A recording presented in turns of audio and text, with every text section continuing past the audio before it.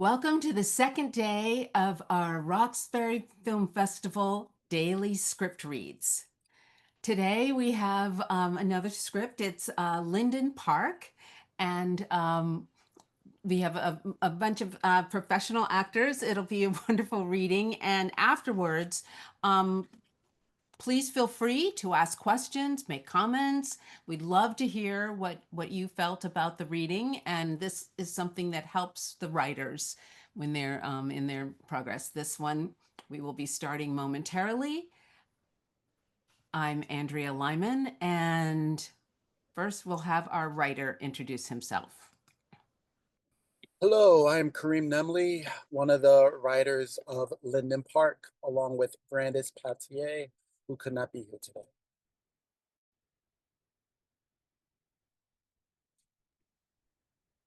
Hi, my name is Kadahj Bennett, and I'll be playing the role of Will. He is a 15 to 17-year-old basketball enthusiast, and he's the best friend of Chip. Hello, my name is Alexandria King, and I'll be playing the role of Yvette. She is the mother of Will and the wife of James. Hi, how are you? My name is Brandon Scales. I'll be playing the role of James. He's Yvette's husband, Chip's father, and he struggles with his anger, especially toward the police. Hi, I'm Chris Everett. I will be playing the role of Gloria. She's in her 30s and she is the mother of Will and very protective of him. Hello, my name is Joshua Olumide. I'll be playing the role of Officer Edwards. He is in his late 30s, early 40s, and he is an officer in the community. Hello, my name's Journey-Ade King, and I'll be the narrator for today's script. Here we go. Linden Park, Act 1, Scene 1. Lights up on Will laying in the center of the basketball court, sleeping with the basketball tightly grasped close to his chest. Neighborhood sounds are heard, cars and sirens, and he starts to wake up slowly. Okay, I'll try again. I just wanted to rest. I'm tired, Chip.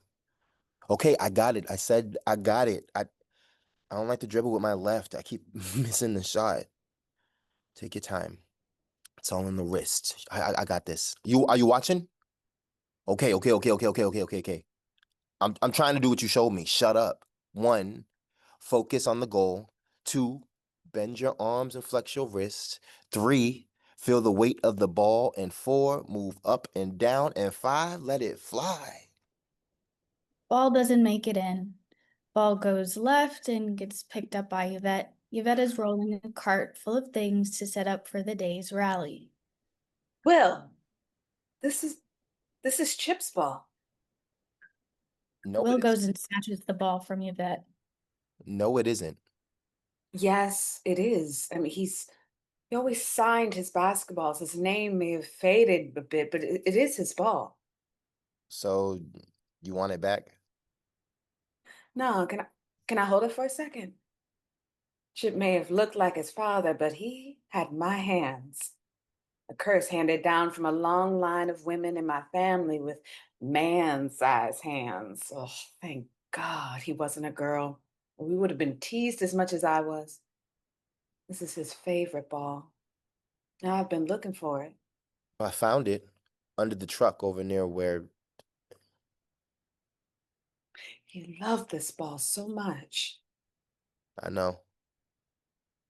It was the game-winning ball from the state regional playoffs last year. He shot that three-pointer from half court and won the game. You remember?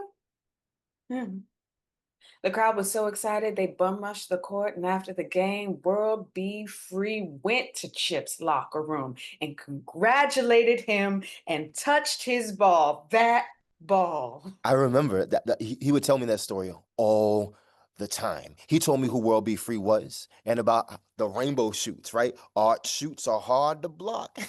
Chip really looked up to him. He said, when you have a legend in your presence, You're gonna be somebody. You can take the ball back if you want. No, you get more use from it than I will. Go ahead, and I want to watch you play. Will goes on playing as Yvette stands there and watches.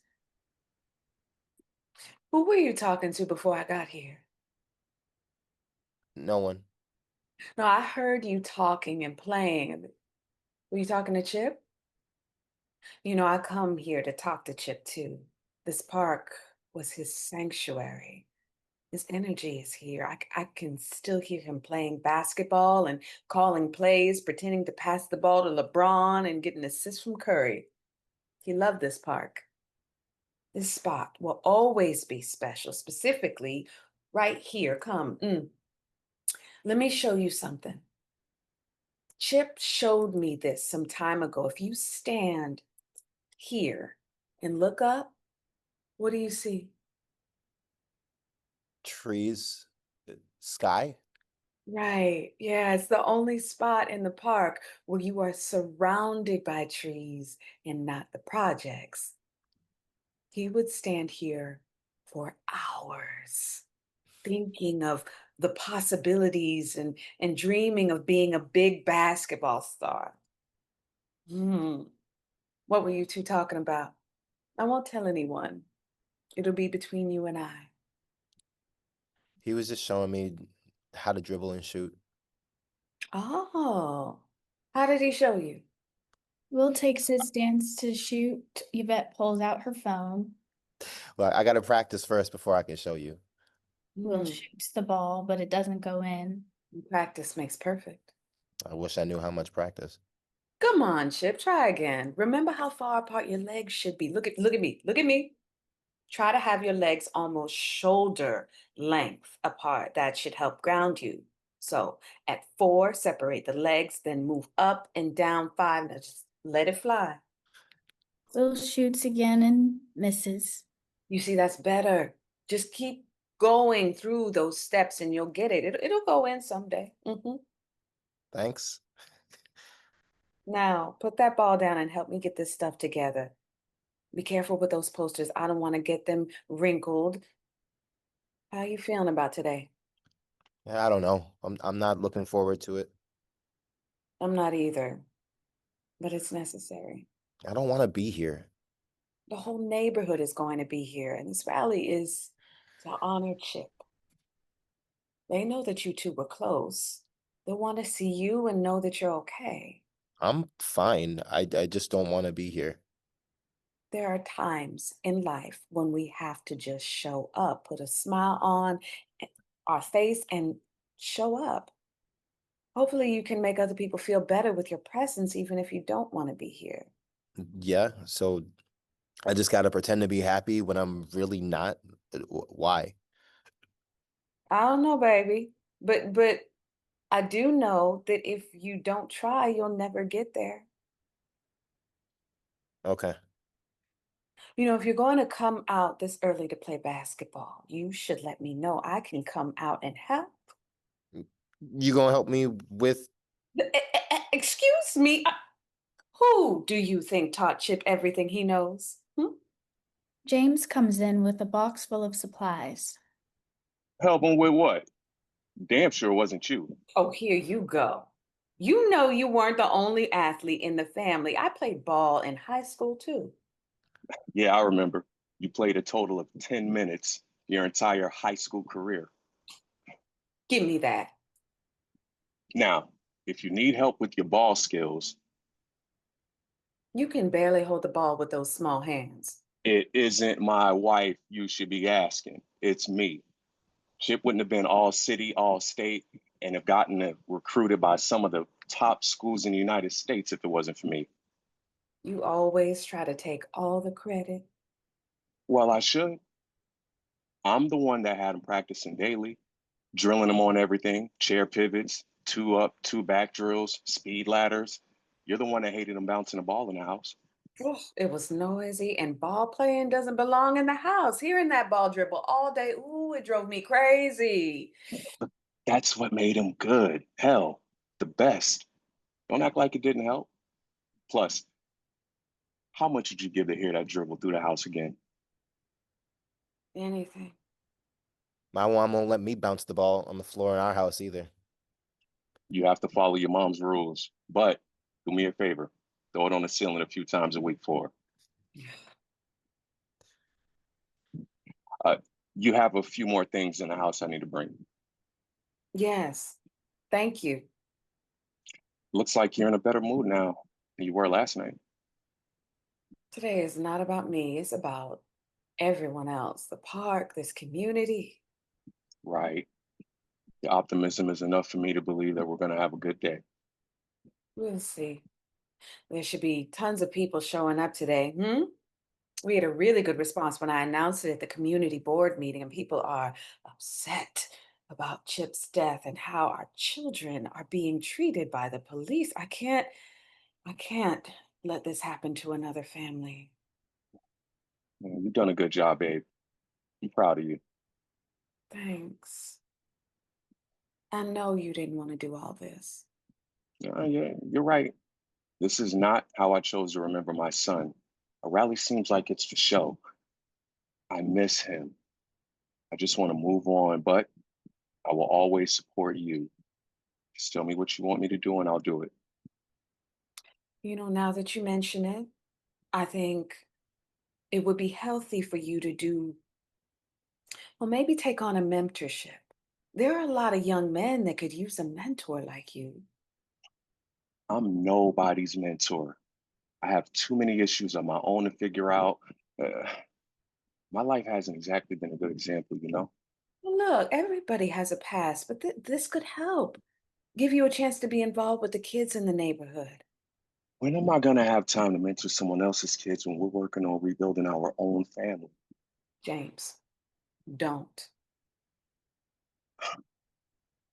Every time I bring up a baby, you shut down on me. No, this day is already heavy. I don't need any more stress. No, this conversation doesn't have to ruin your day. You're making it more than it needs to be. It's too soon to be talking about a baby, James. I don't know if you noticed, but this world isn't conducive for Black children at the moment. When has it ever been? But none of that is keeping me from wanting to be a father again. Where are you going? I'm going to get the rest of the things from the house. Uh, you're not walking away from me right now. Well, we'll talk when I get back. No, we will talk now. I don't want to do this in front of the kid. You don't want to do this alone either. You're right. I don't. Boy, why are you out here so early? How long have you been out here? We'll talk about this later. I haven't been out here long, and he was here. Thanks for texting me, Yvette. No problem. You got nothing to say for yourself? Will just stares in silence. Take it easy on the boy. Get in the house. You go straight home and take your sister with you. I want to stay and help. How are you going to help? You haven't washed your ass, brushed your teeth, or nothing. Get in the house, get yourself cleaned up, eat something. Then you can come back and help Ms. Yvette and Mr. James. Will goes to leave. Hold up, son. I'll walk with you. Thanks, James.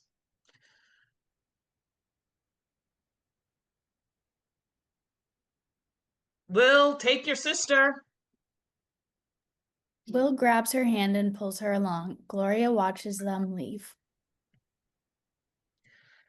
Oh, I don't know what I'm going to do with that boy.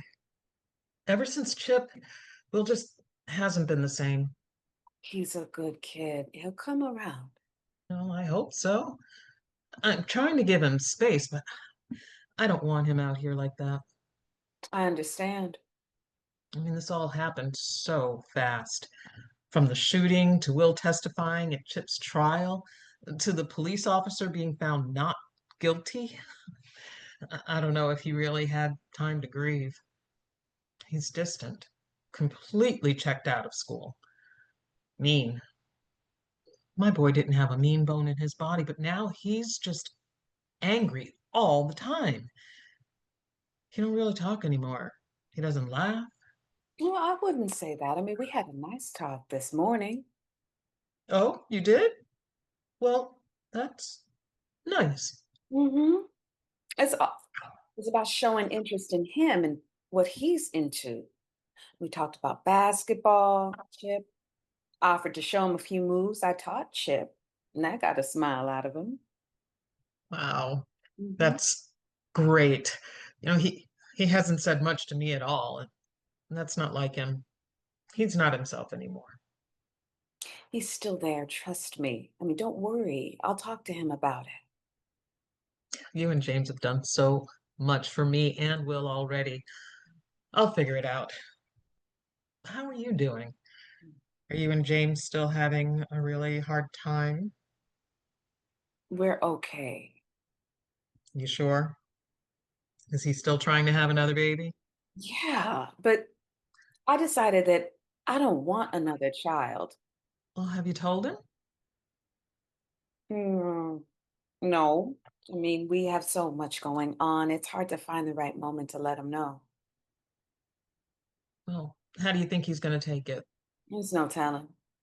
He's not an emotional person, but I think with all that's happened, he might just spaz out. I don't know. Leave me. Girl, he ain't gonna leave you. I don't know. I mean, I just don't want to have another baby. It sounds crazy, but it's my time to be me and what I've always wanted to be. What? Anything. Go back to school, add a couple more certificates to my nursing degree, travel. Oh, travel. Get back to the hobbies I once loved, painting. I used to paint all the time. As a kid, I'd decorate my walls with all of my paintings. I mean, we didn't have much money, so I would paint on newspapers and take leftover supplies from school. It was, mm, What would you paint?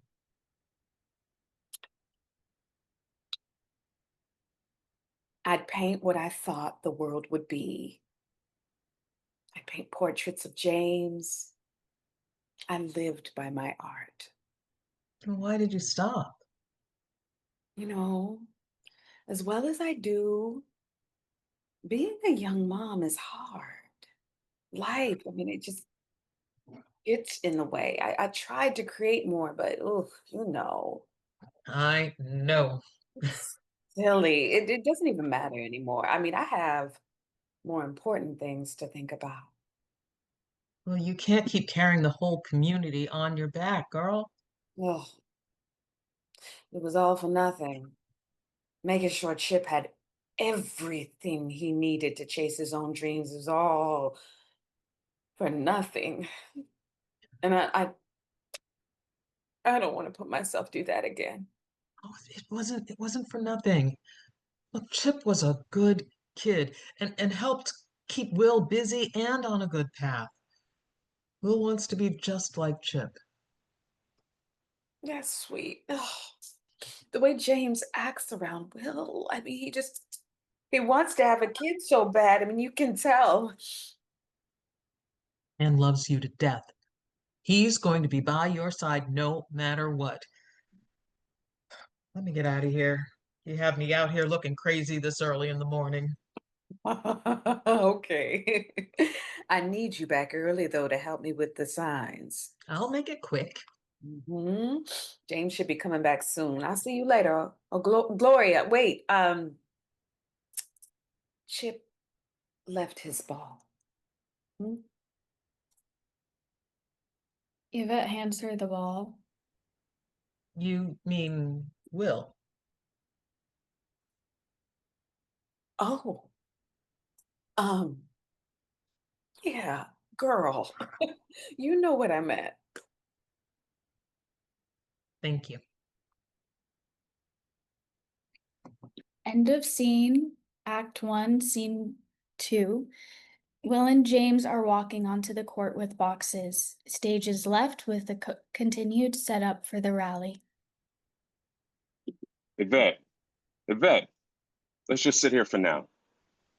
Will grabs the ball and starts dribbling. You're attached to that ball, huh? Give it here. Will tosses him. Did my son teach you any dribble drills? Yeah, he taught me some. Bound dribbles, knee highs, crossover regulars? Oh, I don't remember what the names were, but we did a lot. You want to be a basketball star and not know these things? Let's start with an overhead reach. Okay. It's to warm you up to improve your balance and strength. Watch me. Lift your left leg off the ground and balance on your right foot. While balancing on your foot, move the ball above your head, then back down to your waist like this. Here, let me see you do it. Chip never showed me this one. I'm sure he didn't. He hated the warm up. Now, look straight ahead.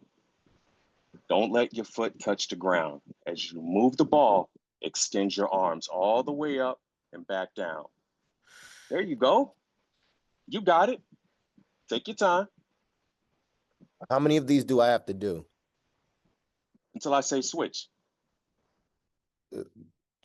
Switch to what? The other foot. Oh, okay. Yep, Mr. James. Yeah, I'm getting dizzy. go sit down. Are you sure basketball is for you? I mean, what else is there? Son, you can't possibly think basketball is all you can do. Well, that's all I know. You know much more than basketball. And since I was little, LeBron and Kobe, they've been like gods. Like even Chip, like watching them play, hearing people cheer for them. All I heard was, "You better do something with that height." And you know what that means for a kid like me. You're a smart kid. Trust me, you can't rely on basketball. Yeah, well, I'm not that smart. You kidding me? All Chip used to talk about was how smart you were. Surely there's something else you're good at. Anything. There's got to be something. Look, Mr. James, I respect what you're saying, but even I know that there ain't nothing else out there for me. Like if I can't play basketball, I ain't got nothing. I don't want to discourage you from liking basketball. I love it. A man's got to have something that gets you up in the morning. Something will come for you. Yeah, but what if it doesn't? Don't worry, it will.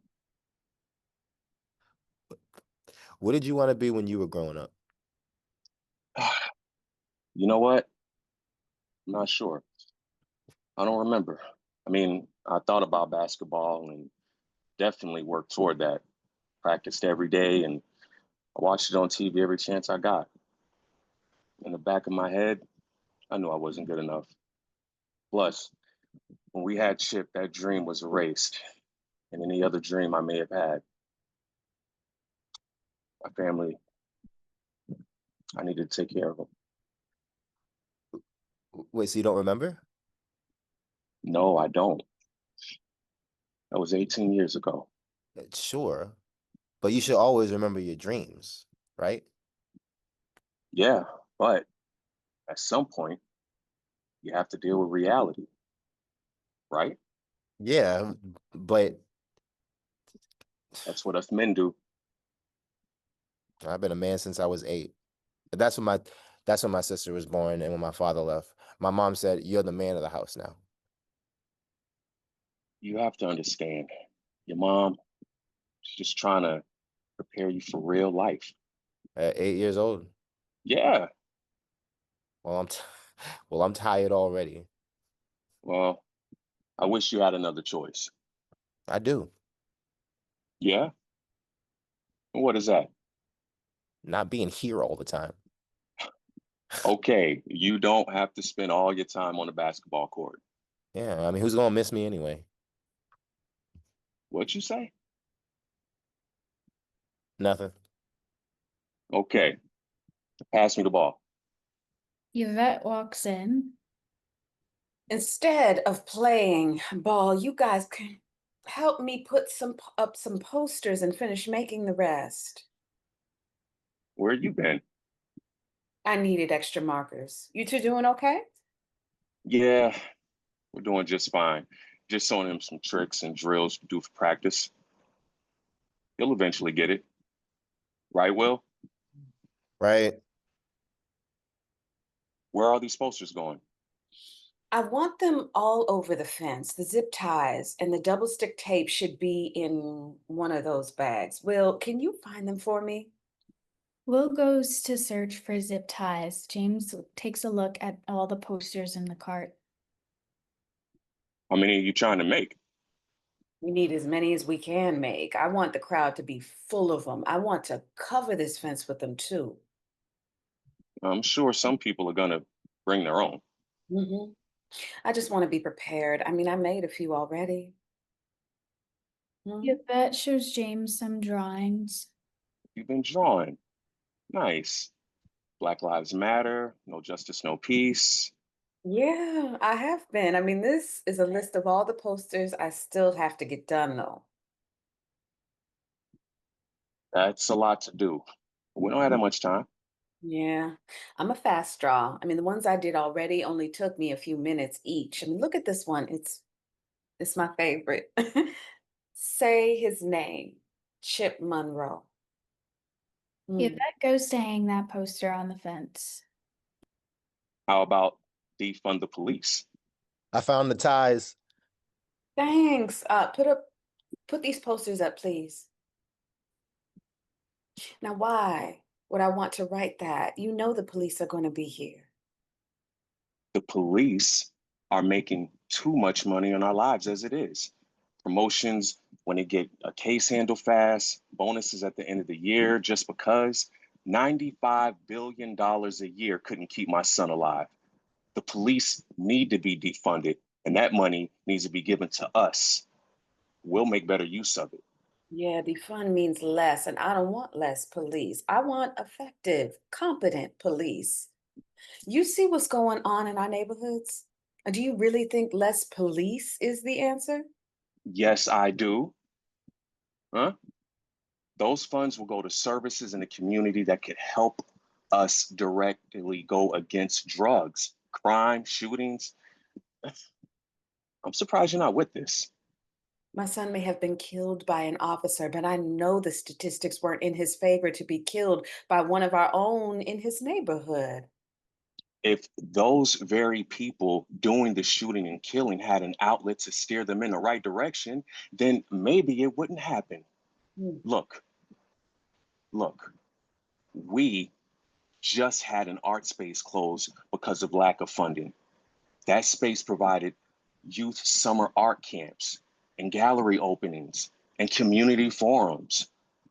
Yeah, I know that place, James, and it's unfortunate. I don't think funds need to be put towards I do think funds need to be put towards programs like that, but not through defunding the police. I do believe that police are part of the issue, though. If we work with them, if we demand equity, I have a say in who and how they are policing in our communities. I mean, then maybe we can have a better neighborhood and better relations with them. Better relations with the police? Are you crazy? They're trained to work against us, to hunt us. There's no getting better. There's no kumbaya moment between us and them. Yvette, and you know why? Because us and them is how they want it. They want to keep this level of superiority over us. They want us to fear them like we're supposed to fear God. Reasoning with you is impossible. You know I'm right. Look at how they treated George Floyd, Dante Wright, hell, even the Breonna Taylor case. They had the nerve to try to convict the boyfriend for defending his own household. James, we have to work together on this. And I don't see any scenario where less Black people are killed unless we work together. And that's what this really is about. Screaming to defund the police isn't going to be helpful right now, but having everyone recognize and realize the Black Lives Matter and our spirit will never be broken is what today is about. You're living in an imaginary world, okay? A ghost kingdom where you want to adopt a place where police actually care and there are no more killings of unarmed Black folks, it's not real. It can be real, James. There are police officers that want to be better than the system they work for. In fact, they want to be the change that the force needs. Like who? Officer Edwards. He was the one that helped me to get the permits for the rally, and he's been helping with the security today. Wait. Officer who? Now, hold on. Calm down, James. Officer Edwards? The same officer that stood to the side and watched as his partner shot my son? This is the cop that had a hand in destroying our family. This is the cop that could have done something in the midst of my son's death and decided to do nothing. He sat there on the stands and defended that white-ass cop that killed my son. He defended a murderer. The only way for us to move on is to forgive. I think this could be a real moment of healing for all of us. Move on? Move on? You're throwing a party for our dead son. Hey! You have lost your mind if you think there's any forgiveness in my heart for that man. Yvette, he's the worst. He's worse than the cop that killed Chip. He's one of our own. He's turned his back on us. He's the worst kind of cop there is.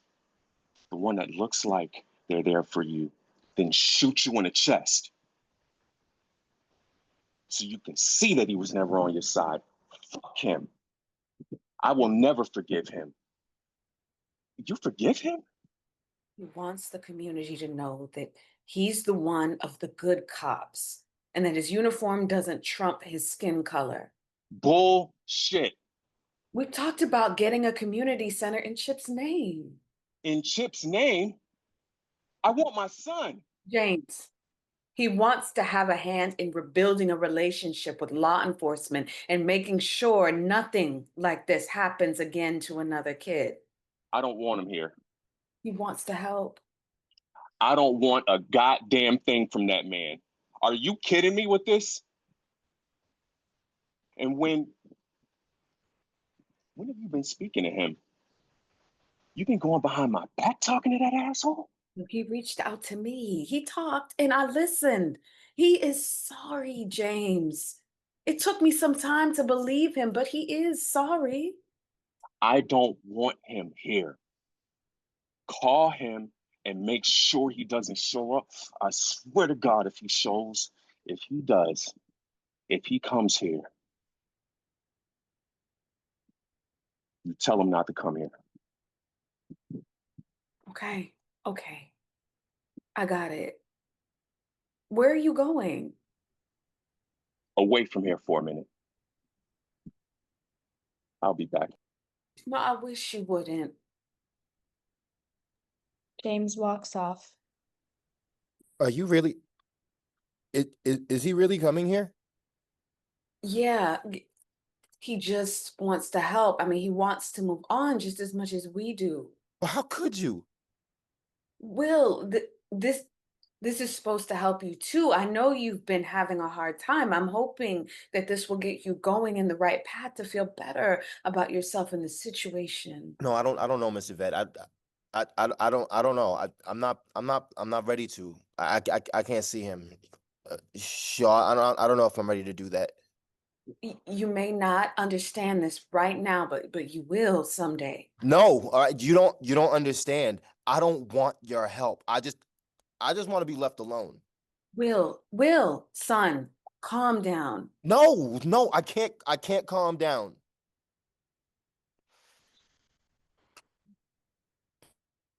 Oh, Will starts breathing heavily and grabs his ball and runs off. Yvette takes out a cigarette and lights it, but doesn't smoke it. She pulls out her phone and begins to dial. Now you know smoking's bad for you and your health, and it leads to doing the park.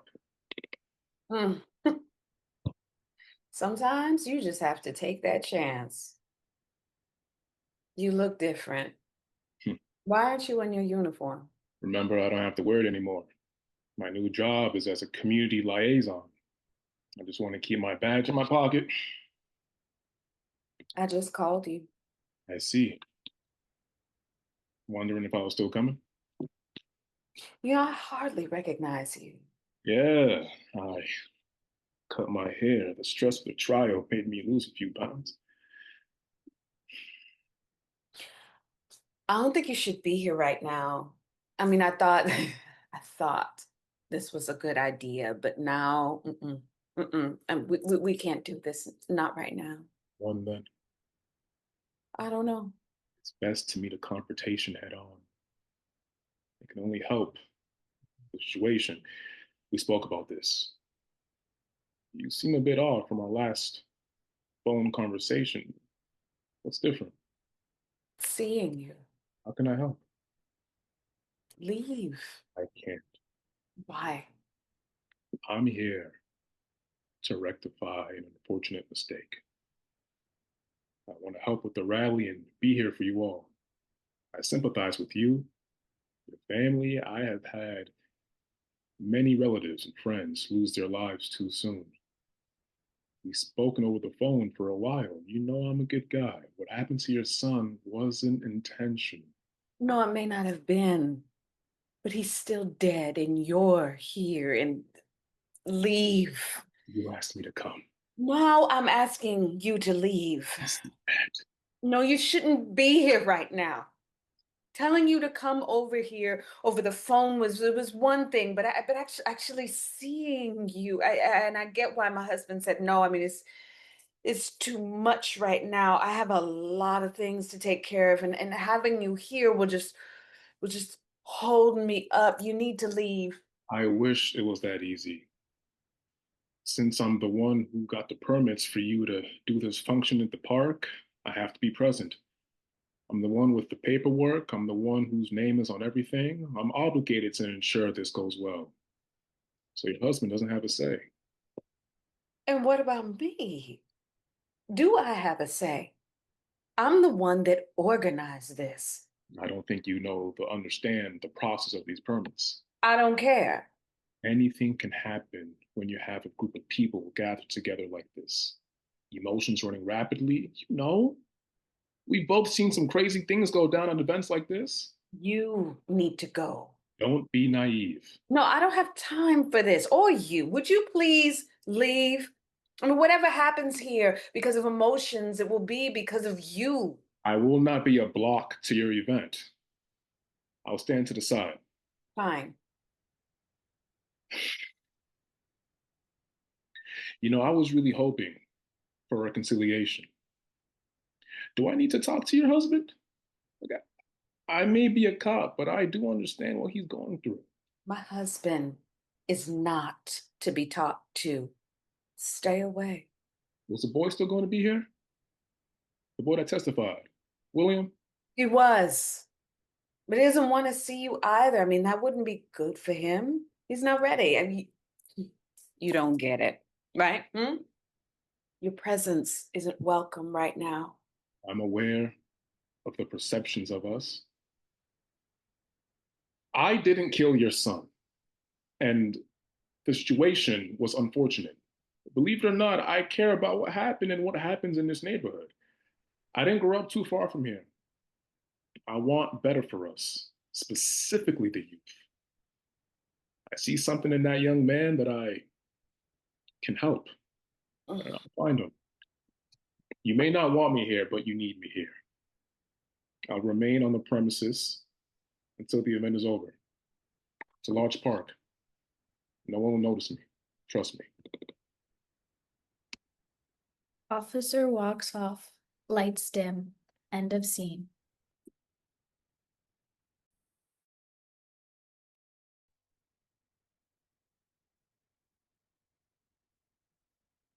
Excellent. Okay. Can I have everybody back? Let's see. Okay. Yay. Congratulations. Job well done. Well, Kareem, thank you for sharing your work with us. And thank you, actors. Thank you for bearing your souls in these roles. So what was the inspiration for this, Kareem? Can you repeat the question? The last What thing. was your inspiration for writing this particular piece? Where did it come from? Yeah, so this was, something that was on my heart for a long time. During the pandemic, we were all kind of sheltered in place and there was a lot going on. And, I we were just kind of bombarded by a lot of, you know, uh, protests and deaths that were going on. And I noticed that it was really everything was really centered around the death and not centered around how what the community does after the fact. Uh, and so that's what I really was writing uh, this story about, like, what happens after the death of a young one within the community. And I partnered with a good friend of mine, Brandice Peltier, to just collaborate on what it was, and we had a long conversation and came up with Linden Park.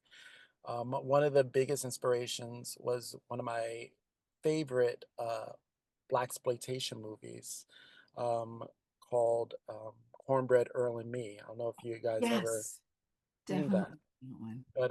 but it was really the inspiration and the that kind of catapulted the idea along with what was happening in the world at the time. Mhm.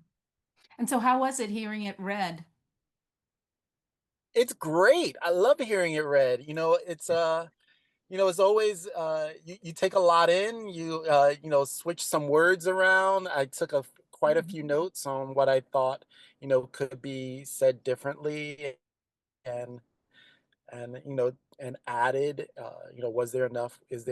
Wasn't there enough? Things like that. It's very nice to hear it read aloud. Thank you all. You all did a wonderful job. Were there any surprises like, huh, I never thought of that way, when you heard it? Um, the conversation we had before we started to get on, before we got on the Zoom with Mhm. Alexandria and Brandon, or James and Yvette. I never thought of that one.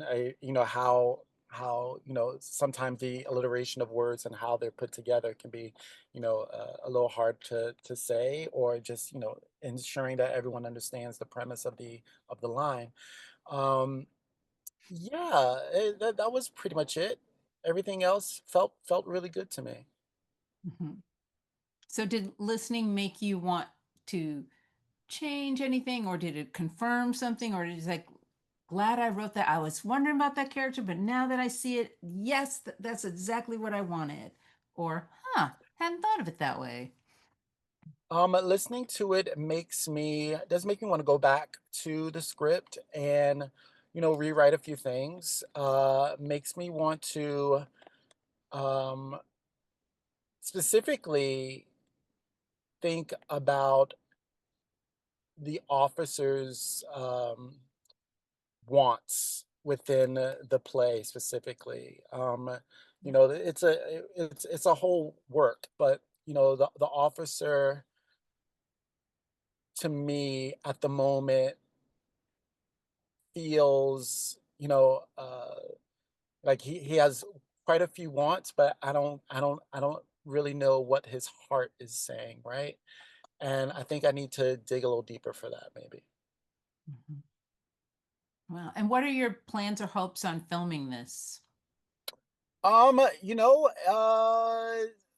what I plan and hope is that, people like it, honestly. There's no big expectations. I think eventually, something will happen. I like to, play things by ear and, make sure the vibe is right. Um, I'm not I don't have like specific plans for it to be filmed at the moment, but given what you wonderful actors did already, I feel hopeful that I'm moving in the right direction with Mhm. the work specifically, and that hopefully it would be, you know, what I deem to be ready, very, very Mhm. soon. Well, quite often the daily reads end up filmed pieces that, like this year, Love of a Lifetime was screened at RoxFilm Festival, on Friday night, and it was a daily script read a couple of years ago. You know, David J. Curtis. We wanted scripts for the daily script read, and I said, "Oh, David, don't you have some scripts?" And he was hesitant, but then he went ahead and put it in and liked the reading, and then from that, actually made the film and produced it. And you know, it was screened in the Well, festival. So that's amazing. sometimes that That's really nice happens. to hear, actually. Mhm. And you have special connections. So Kareem, Alexandria, and Journey all have a special family connection with RoxFilm Festival. And there are other folks that have special family connections. So their grandmother is the one that brought them all to our attention. And aren't we happy? Didn't want to say it before. I want to make sure people saw that they earned it before, so, not just Nepo babies. They are fantastic. So, anybody else have anything you want to comment? Oh, and I see we have somebody from the chat. Oh, Lisa Simmons says excellent work. And let's see. Oh, Carol Thompson, which some people might know, some people that I just mentioned, said, "Great job, actors. I never wanted it to end. Thank you, Kareem, for sharing your work." Yes. Any of the actors have anything, any comments? I'll say something. I thought that the script was there was a lot there to be able to work off of. Um, I'll tell you what, it's a big difference when you're reading it on your own versus reading with someone like Alexandria, because when you actually hear the voice, it draws a level of emotion from you, and so some of the emotion coming from me was, you know, working off of her, and so that was great. It was really good to hear it.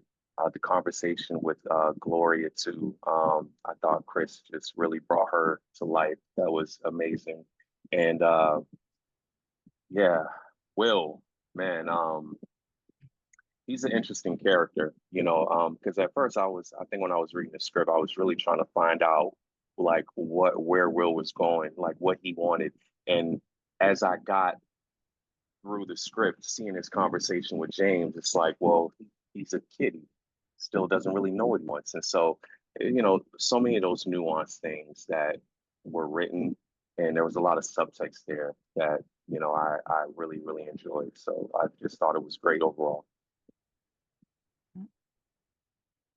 Anyone else? I Yeah, actually have a question. I Oh, somebody else. You go first.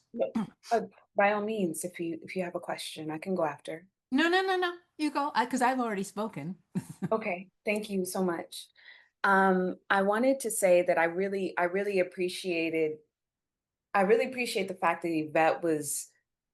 I thought you managed her grief well. I thought it was a realistic depiction of somebody, because I think sometimes when we're going through grief, it's been a while, and it almost feels like she's going through this checklist of what she should do, of like, all right, we got to do the rally. All right, I need to forgive. I'm going to forgive. All right, we're going to, but then when once confronted with the reality of those things, it's all much more intense than the real grief begins to present itself, the real process begins to present itself, and creating that juxtaposition between what she thinks she should be doing and what she is actually going through was a really fabulous and gnarly way to kind of interact with the character. And I really appreciate you, Kareem, for developing that beautifully. I too am really curious by Officer Edwards and what's there to explore with him. And I really enjoyed playing with you, Joshua. You're fabulous. It's really great to work with you. Everyone just brought it. It just was really, it's good. I always love to be in the space with fellow actors, Kadahj, and Brandon, and of course the Ade and Chris. But just being able to sort of look at that relationship and what led her there, and why, it's very, there's so much beautiful tension to play with, that I think, I want to just continue to encourage you to develop it further, and see where she wants to go, where the play is going to end up. I fully support you, brother. Mhm. Thank We you. have a couple of things from the audience. Herman Hampton said, I thought about the Hinton father taking the law into his own hands after his son was murdered by the police. Yeah. And then Quentin Cox says, this is a complex and important story to be told. Thank you for writing it. You were right. We don't often consider the reality of life after these kinds of tragedies. The table read was compelling. A great job by all the actors. I hope to see this on the screen someday. Yay. And my question for you, Kareem, was I wondered, just because of what Will was saying, is he contemplating suicide? You know, in my head, yes. Okay. He's going through a lot. He's going through a lot. And just trying to manage the emotions and not really knowing where to turn or what to do with it. And when we were writing it, he was totally thinking about, you know, ending his life somehow. He's just really, maybe if anything, he's in the beginning stages of that thought. Mhm. And, you know, it goes further as you read the script some more. Well, I commend you because, words matter. And I'm always looking at that, especially in a play or a movie or whatever. It's like the things people say, words really matter. And the words he was saying, even though James didn't seem to take it quite that far, but I'm thinking, no, his actual words sounded very distressing. Intentional. Yeah. Yeah, yeah. And then the other thing I thought was interesting, I loved the way you had Yvette she's correct about the grief and all the different parts of it. And I'm wondering how it would feel because she's saying, oh, I don't want to have a baby. I want to do my own things. And I'm wondering how people in the community sometimes take that as a betrayal. Like you should only be sad. That is something that happens in grief a lot. Like you're planning your own life, you're planning to do your own thing. Who are you? You lost a son. You should be like in mourning forever. Yeah, And so it's this I, odd, I, I love the it's this depth odd, of that. it's this odd idea that, it's unfortunate that her son has passed, but some people may also think of it as an opportunity to relive your life. Mhm. And and what does Yvette take it as? She's taking it as maybe an opportunity to restart and figure out what she wants to do with Mhm. the rest of her journey. Yeah, whether it be with her husband or not, or having a baby or not, and all those things come into play. And it's really trying to it's almost as if she's trying to close this chapter with this Raleigh and then figure out the rest afterwards. Yeah. And we have a couple of more from the audience. Edward L. Demore says, is everyone familiar with um, Emre's harm report? I am not. No. Okay. All right.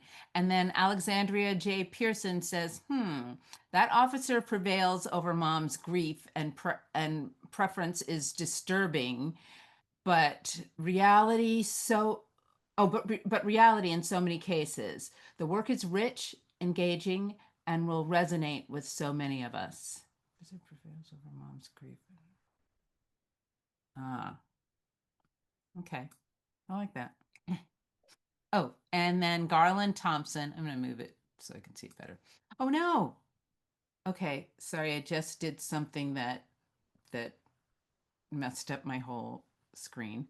Um, sorry. I have a little like a comment. I think thank you Kareem for sharing this piece with us. I think what a great reminder of like how far we've come since then, but also like the work that still needs to be done. As I was kind of hearing you all read so beautifully, I was seeing it in like a very visual sense, and like this whole story takes place kind of in this one block, this one neighborhood. it did kind of like, it reminded me of the piece Passover, which I think Kadahj was in. He's phenomenal in that.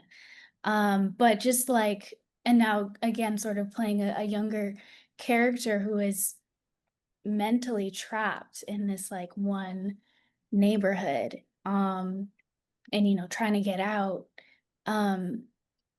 And I think there's a lot that can be done visually to like bring this to life, because it feels so insular, but like y'all are all connected as characters. Y'all have seen each other, as neighbors, but also as members of a community. And there's a lot of tension, which I think was mentioned earlier, but kind of innocence too, of like, this is all we have. I'm really excited to see what you do with this. Me too. Yeah. We have a couple more from the audience and then we'll be ending this. Everett L. Demore said, I meant Emrace Harm Report, EMRACE Harm Report, which I've not heard of, but other people have. And Garland Thompson says, congratulations, Kareem. A wonderful script with such compelling dialogue and characters, such an honest depiction of what people go through and think about in situations like this.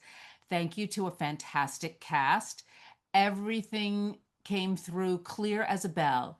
Yvette is trying to move forward somehow and not let it destroy her life. Beautifully portrayed by Alexandria King. Yes, I agree. So thank you, everyone. And everybody watching, please, we'll be back on tomorrow at 12 noon.